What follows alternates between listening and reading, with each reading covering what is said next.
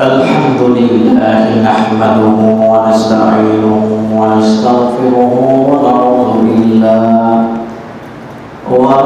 بالله من شرور أنفسنا ومن سيئات أعمالنا من يهده الله فلا مضل له ومن يضلله فلا هادي له ونشهد أن لا إله إلا الله وحده لا شريك له ونشهد أن سيدنا وسندنا وحبيب ربنا وطبيب قلوبنا ومولانا محمدا عبده ورسوله أرسله بالحق بشيرا ونذيرا وقال الله تعالى لقد كان لكم في رسول الله أسوة حسنة وقال النبي صلى الله عليه وسلم بعثت لأتمم مكارم الأخلاق وقال تعالى في شان حبيبه إن الله وملائكته يصلون على النبي يا أيها الذين آمنوا صلوا عليه وسلموا تسليما اللهم صل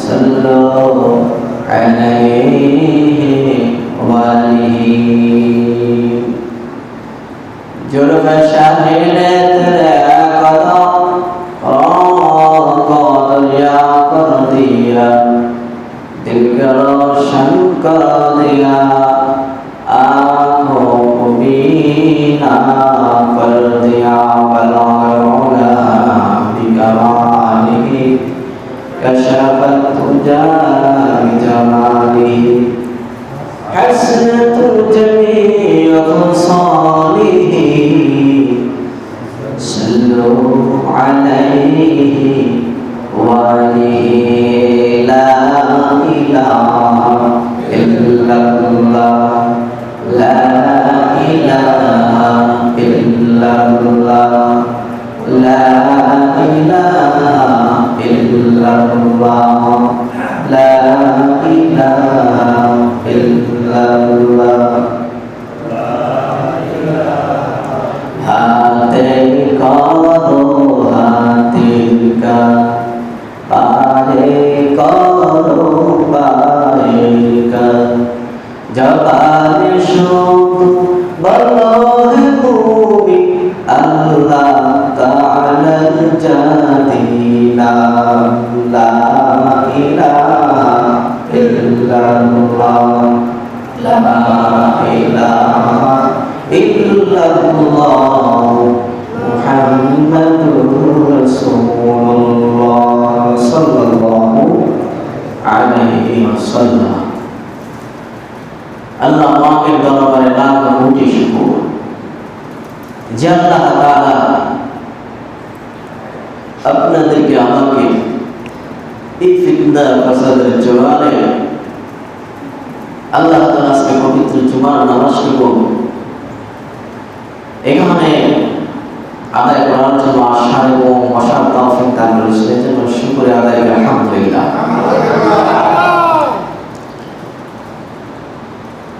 নামাজ পেয়ে আমাদের কদর করতে হবে।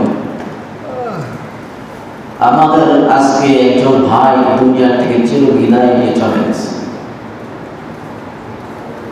বড় ভাই বেঁচে আছে, ছোট ভাই চলে গেছে, ছোট চলে গেছে। এভাবে কার কোন সময় মওত এসে যাবে। আমাদের প্রত্যেকটা মুমিন মুসলমানের উচিত হলো মৃত্যুর প্রস্তুতি অর্জন করা, প্রস্তুতি গ্রহণ করে দুনিয়ার জমিনে চলাফেরা বসবাস করা। কারণ কার সময় আলচাইল হাতে ধরা পড়তে হয় আমরা কেউ জানি না। তাহলে যে ভাইকে বিদায় দিলাম এই ভাই তো আর আসবে না, শুধু চোখে চোখে বাঁচতেছে। এই মরণটা যদি ওই ভাই না হয়, আপনার আমার যদি হইতো তাহলে কি অবস্থা হইতো। আল্লাহর কাছে দোয়া করি আল্লাহ তাআলা আমার ওই ভাই কঠিন প্রশ্নকে আল্লাহ তাআলা সাহস করে দেয়। সকলরা আমিন। দোয়া করি আল্লাহ তাআলা তার কবরটাকে জান্নাতের উচ্চ মাকাম দান করে দেয়। সকলরা আমিন। ভাই মসজিদের ভিতরে ঘুমানো ছেলেরা বসে অল্প সময়, এরপরে আপনারা চলে যাবেন। আবার আগামী শুক্রবার আসবেন, অনেকে আসবেন অনেকে আসবেন না। আবার অনেকে দুনিয়া থেকে চির বিদায় নিয়ে যেতে পারেন। আল্লাহ তাআলা আমাদের সবাইকে কুল্লু নাফসিন যায়িকাতুল মাউতের প্রস্তুতি গ্রহণ করে দুনিয়া থাকার তৌফিক দান করুন। সকলরা আমিন। এই মাস হল নবী আলাইহিস সালাতু ওয়াস সালাম দুনিয়া থেকে ইন্তেকাল হওয়া মাস, ওফাতের মাস, রবিউল আউয়াল মাস। আজকে 16 তারিখ। এই মাসে আমার মায়ার নবী, দয়ার নবী, উম্মতের কান্ডারি নবী, দুজাহানের বাদশাহ নবী, সরদারে কায়নাত, সিরাতে মুস্তাফা, দুজাহানের বাদশাহ জনাবে মুহাম্মদ রাসূলুল্লাহ সাল্লাল্লাহু আলাইহি ওয়াসাল্লাম যে বিদায় নিয়ে মালিকের শানে চলে গেছেন। একদিক দিয়ে হলো শোকাতুল মাস, শোক দিবসের মাস। নবী আলাইহিস সালাতু ওয়াস সালাম মাত্র 63 বছর জিন্দেগি করেছেন দুনিয়ায় এসে, এরপরে চলে গেছেন। আমাদের ভিতরে 63 বছর নয়, 70-80 বছরের লোক এখানে আসা নাই আছে। তাহলে নবী আলাইহিস সালাতু ওয়াসাল্লাম মাত্র 63 বছর জিন্দেগি করছেন, হায়াত পেয়েছেন, আর আমরা এর থেকে অনেক বেশি পাইলাম। তাহলে এটা বড় নিয়ামত না? নিয়ামতের কদর করতে হবে, শুধু হায়াত পেলে হবে না। হায়াত আমরা আল্লাহর কাছে কামনা করি, নেক হায়াত, আল্লাহ তাআলা একটু হায়াত দাও যাতে করে তোমার ইবাদত বেশি করে দিতে পারি। এই হায়াত মালিকের কাছে কামনা করতে হবে নাকি? হায়াত পায়, হায়াত আস্তে আস্তে দিন দিন করে শেষ হয়ে যাচ্ছে। আপনার আমার মৃত্যু সময় অতি নিকটে এসে যাইতেছে। যে কোনো সময় যে কোনোভাবে আমাদের আপনাদের চলে যেতে হবে।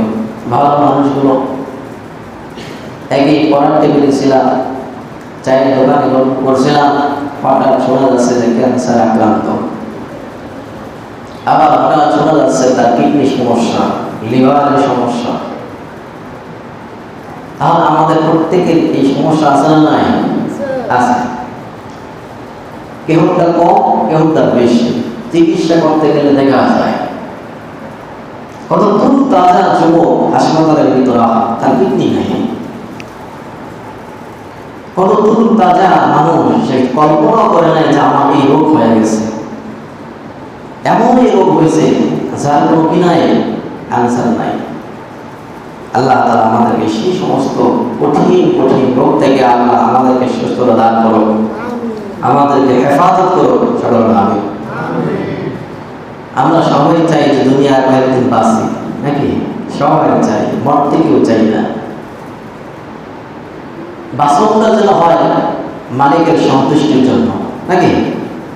আমাদের এই দুনিয়াতে জীবন যাপন যা কিছু আমরা করি এটা যেন হয় নবীর তরিকা, আল্লাহ তাআলার মোতাবেক। তাহলে কি দুনিয়া থাকা এটা কি ভালো? যদি না হয় তাহলে দুনিয়া থাকা কি দরকার নাই। কারণ দুনিয়ার যতদিন থাকবো পাপ তত বেশি কি অবর্জিত হবে।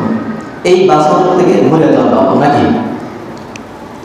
আল্লাহ তাআলা আমাদের সবাইকে নেক হায়াতে তৈয়বা দান করুন। সবাই আমিন। আমি বলতেছিলাম যে মায়ার নবী, দয়ার নবী, তার সিরাত, তার আদর্শ কোরআনের ভিতরে বিভিন্ন জায়গার ভিতরে নবী আলাইহিস সালামের আদর্শের কথা বয়ান করা হয়েছে। বয়ান করা হয় না, বিভিন্ন জায়গার ভিতরে নবী আলাইহিস সালামের আদর্শ কথা বয়ান করা হয়েছে।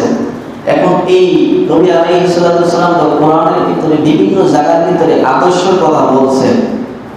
এখন এটা বাস্তবে আমরা কিভাবে বাস্তবায়ন করতে হবে, কিভাবে আমলে আনতে হবে, নবী তো বলে গেছেন।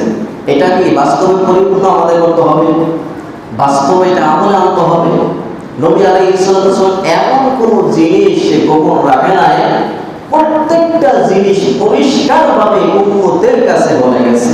এমন কোন গোপনীয় বিষয় হোক, যে কোনো বিষয় হোক, এমন কোন একটা সাবজেক্ট পাবেন না যেটা নবীজি গোপন রাখে নাই। নবীজির জীবনের দিকে যদি তাকান, নবীজির জীবনের ভিতরে কোনো ভুল ত্রুটি নাই, কোনো খুঁত নাই, খুঁটানাটি যত যাহা কিছু ছিল সব নবীজি উম্মতের জন্য কি বলে গেছে, যাতে করে উম্মতরা আমল করতে পারে। যদি নবী আলাইহিস সালাম না বলে যাইতো তাহলে আমরা পশু হয়ে যাইতাম, পশুর মতো চলাফেরা করতাম। নবী আলাইহিস সালাম বলে গেছে বিদায় আমরা যতটুকু সম্ভব আমরা চেষ্টা করি, বিদায় আমরা ওই সমস্ত বিভিন্ন ধরনের আদর্শ আছে সেই আদর্শ বাদ দিয়ে একমাত্র আমরা কি করি, ইন্নাদ দীনা ইনদাল্লাহি ইসলাম, আল্লাহ তাআলার কাছে মৌলিক ধর্মের নাম হলো ইসলাম। এই ইসলামকে নবী আলাইহিস সালাম পরিপূর্ণভাবে মানুষের কাছে কি সম্পূর্ণ করে গেছে। এর ভিতরে কোনো বিদায় করতে নেই। কোরআনের পুরো ব্যাখ্যাটাই নবীদের ব্যাখ্যা, আর আল্লাহ তাআলার চরিত্রটাই হলো নবীর চরিত্র। নবীর চরিত্রের ভিতরে কোনো কি নাই, ভুল নাই। নবীরা হলো কি নিষ্পাপ, মাসুম। আহলুস সুন্নাত ওয়াল জামাতের আকীদা হলো নবীরা কি নিষ্পাপ। এই নবীরা নিষ্পাপ হবে না কেন? নবীরা প্রত্যেকটা যত বিধান আছে, যত কাজকর্ম আছে, যত কথাবার্তা আছে, যত চলাফেরা আছে, পারিবারিক জীবন, সাংসারিক জীবন, সামাজিক জীবন, যাহা কিছু করছে সব কিছু আল্লাহ তাআলার তত্ত্বাবধানেই করছে। আল্লাহ তাআলা যেইভাবে পরিচালনা করার জন্য বলছে সেভাবেই করছে। তাহলে আল্লাহ তাআলা যে নবীকে নেগরানিতে যদি নবীকে চালাইতে পারে চালায়, তাহলে আল্লাহ তাআলা নবীকে যেইভাবে বলছে সেইভাবে চলছে, তাহলে এর ভিতরে কোনো ভুল ত্রুটি হইতে পারে? পৃথিবীর ভিতরে এমন কোনো মুর্শিদ জীবনী পাবেন না অল সাইড পরিপূর্ণভাবে আলোচনা পাবেন না। সামান্য কিছু কিছু কিছু কিছু সাইড নিয়ে আলোচনা আছে, যেমন সে রাষ্ট্রের জন্য কি করেছে, দেশের জন্য কি করেছে, কিছু কিছু আলোচনা পাবেন। কিন্তু মায়ার নবীজির এমন কোন সাইডের আলোচনা নাই। তার জীবনের ভিতরে প্রত্যেকটা ক্ষেত্র গোপনীয় হোক গোপনীয় হোক সব কিছুকে বিস্তারিত ভাবে আছে, উম্মতের সামনে নবীজি পরিষ্কার ভাবে বলে গেছে। কিন্তু এখন বলে দেওয়ার পরে এটা কিভাবে বাস্তবায়ন করতে হবে, কিভাবে আমলে আনতে হবে। যেমন কোরআন শরীফের ভিতরে আছে যে নামাজ পড়ো, কি বলো, নামাজ পড়ো। এখন নামাজ যে কিভাবে করতে হবে এটা কোরআন শরীফের ভিতরে নাই, কিন্তু নামাজ যে কিভাবে করতে হবে এটা প্র্যাকটিক্যাল দেখা গেছে কি মায়ার নবী মুহাম্মদ রাসূলুল্লাহ সাল্লাল্লাহু আলাইহি ওয়াসাল্লাম। নামাজ পড়ে এটা কোরআন শরীফের ভিতরে আছে, কিন্তু কিভাবে করতে হবে এটা না। নবীজি বলছে কি সাল্লু কামা রাআইতুমুনি উসাল্লি, তোমরা নামাজ পড়ো আমি যেভাবে কি করি নামাজ পড়ি, আমি যেভাবে বলি সেভাবে তোমরা নামাজ পড়ো। বুঝলেন না? হজের বিধান আছে, হজ কোরআনের কারিমের ভিতরে হজের বিধান আছে, এবং হজ কিভাবে করবে এটা কিন্তু নাই, কোরআন শরীফের ভিতরে এটা নাই। কিন্তু এটা হজ কিভাবে করবে, খুজু আন্নি মানাসিকাকুম, অর্থাৎ হজের প্র্যাকটিক্যাল এটা নবীজি দেখায় দিয়ে গেছে। বুঝলেন না? কিছু কিছু জিনিস এটা কোরআনে আছে, কিন্তু এটা পরিপূর্ণ নমুনা পরিপূর্ণ বিস্তারিত ভাবে সব নবীজি কি করছে প্র্যাকটিক্যালে দেখায় দিয়ে গেছে যে এইভাবে তোমরা করো। কোন বিষয় আপনার গোপন নাই, এমন একটা সাইড আপনি পাবেন না যে যেটা নবীজি গোপন রেখে গেছেন। প্রত্যেকটা বিষয়টি নবীজি বিস্তারিতভাবে আলোচনা করে গেছে।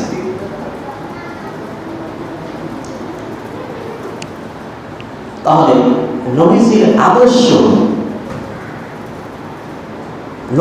আদর্শের উপরে কোন আদর্শ হতে পারে না।